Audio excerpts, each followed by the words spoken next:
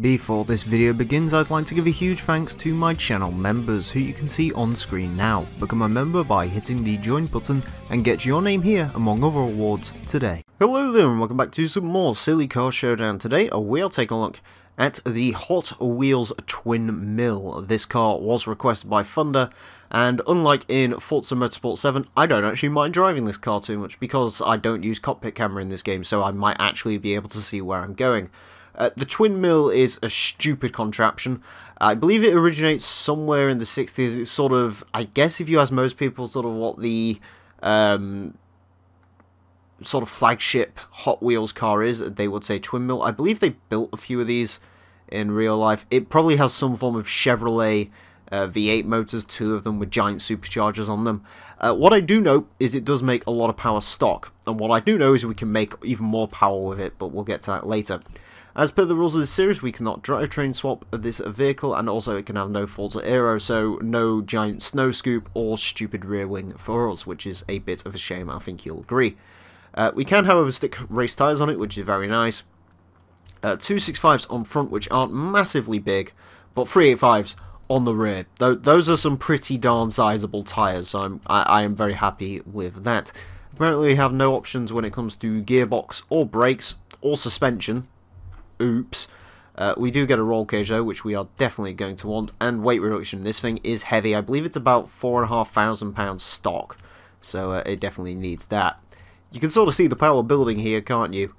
Yeah, the Twin Mill does not muck around when it comes to power, as you can see by 1,918 horsepower, 1,793 foot-pound torque, 3,961 pounds of weight, a 17-litre displacement, which would make both of these 8.5 litre V8s. Interesting. 1.9 seconds to 60. That's interesting. That remains to be checked. And 259 miles per hour top speed. This is either going to be horrifically understeery and horrifically undrivable, or alternatively, this is going to be the sleeper hit of the century, and this is going to go very far up our leaderboard. If it drives well, the sky really is the limit for it, because it could be very, very quick indeed. But with those front tyres, combined with the general silliness of this vehicle, I wouldn't hold your hopes up. But it could be good. Still, there's only one way to find out whether it will be good or not, and that's by taking it to our track. Okay, so here we are at our snowy Edinburgh course with our Twin Mill, ready to set 5 laps with this car to see what the best time we can get out of it is. Our current leader is the God tier Lotus Elisa GT1, that's at a time of 131.226, the Twin Mill. Probably unlikely to beat that. In all honesty, I have absolutely, literally no idea where this car is going to end up. The problem is, it's so big and powerful, you know. I think it's 1,800 horsepower and 1,400 foot-pound. I don't know, let's have a quick look. And get it up there. 1,900 horsepower and a lot of torque. 1,600 foot-pound of torque. The problem is, according to the PI on this car, this should not be particularly quick. It's only S1890. So, if it's controllable and the PI is heavily dampened on this car, as it is on quite a few of the Hot Wheels cars, admittedly, and has been for the past few Forza games as well, then we should be in for a good shout. If it is precise, it's got a bit more of an issue. Granted, this thing is pretty heavy. It is just under £4,000, so we're probably not expecting much from it, but we shall see. It has got the big ass rear tyres though, which hopefully should help to get some like 1,900 horsepower down to the ground where it should be. It actually seems to be driving quite nice at the moment. You can definitely tell it's a little bit weightier than your typical sort of car for around here would be. Again, I believe this is one of the heavier cars we've ever had, but so far so good. It drives pretty well. It's actually on for a pretty good lap time, considering the first lap I was getting choked by headphones again, and also just had to get my bearings for the car, figure out how much power was in it, and so on and so forth. It does seem a little bit understeery. If I remember rightly, the front tyres are quite small. I could be wrong on that though. Again, it's been a while since I built this car, and I'm not particularly awake enough at the moment to remember what's happened to it.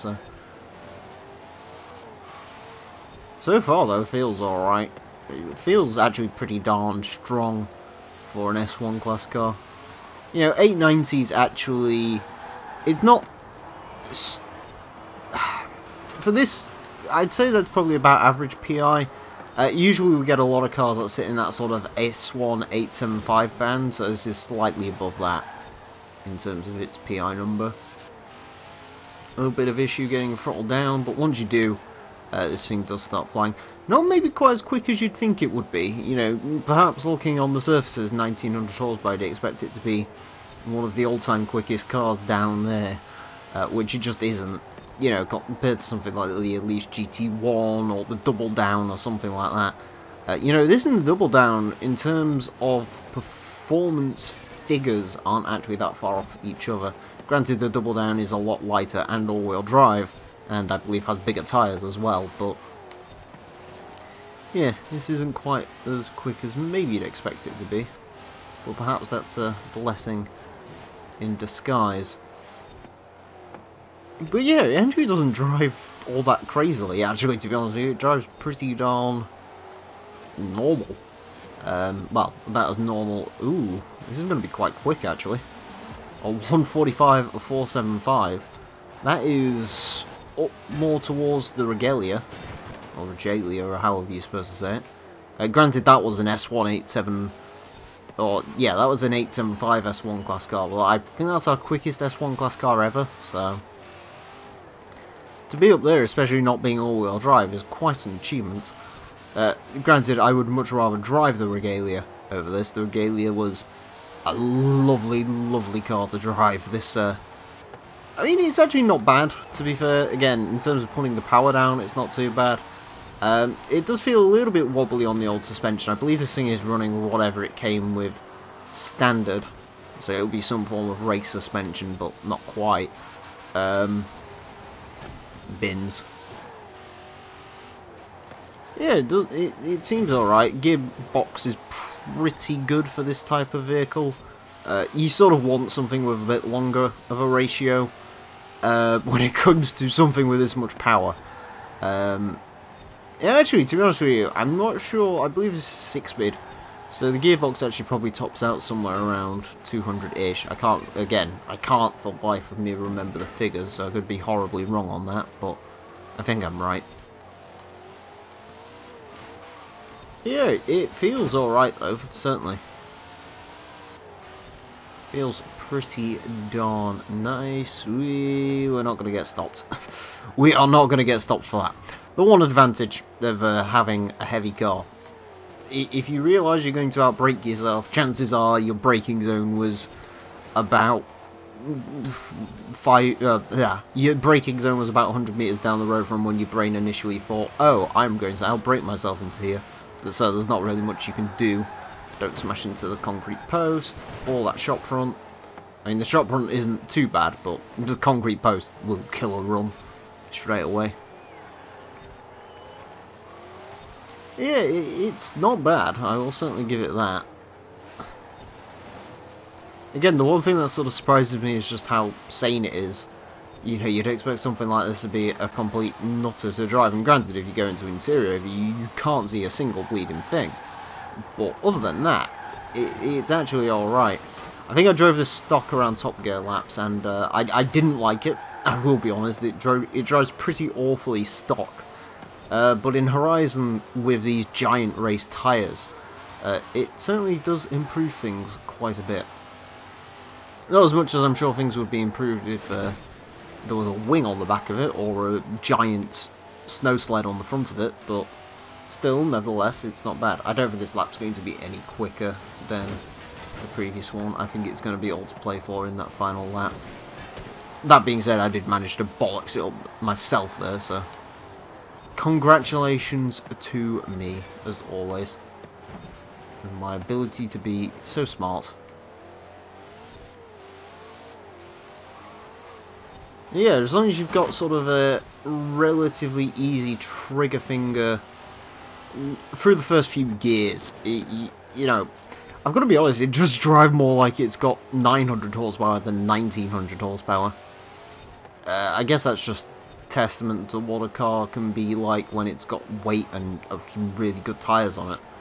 You can make pretty much anything feel sane as long as you've got the right size tyres and perhaps a little bit of weight to push those tyres to the ground. So it's actually almost four-wheel drive in its approach through there. It's quite lobbable. On the exit, not so much so. Ooh. God, that is not great. Didn't clip the curb like I'm supposed to. We're all sort of wobbly.